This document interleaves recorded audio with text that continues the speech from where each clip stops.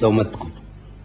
يقول ليكن في علمنا أن وضعيتنا الراهنة المريرة ليست نتيجة لحرب الصحراء التي يشنها النظام الملكي المهزوم على الشعب الصحراوي البطل، والتي يذهب ضحيتها الآلاف من أبنائنا، وليست نتيجة للجفاف كما يدعي الحسن السفاتي. أنا تنقرأ شنو ما تيرهبنيش، بل راجع إلى نهب خيراتنا من طرف الأمريكان والأعداء.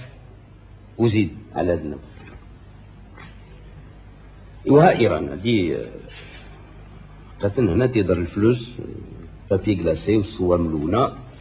صاحبنا الخميني تبدأ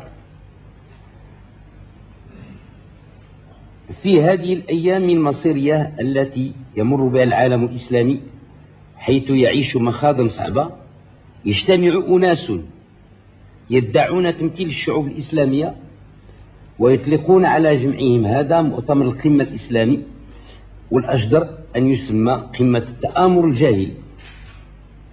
هؤلاء هم الحكام المتسلطين على رقاب شعوبنا الإسلامية، والذي لا يكاد ينجو واحد منهم من ارتباطه بالعمالة لأحد الشيطانين الأكبرين أمريكا وروسيا. وزيد على هذا الناج في الصفحة الأولى والثانية.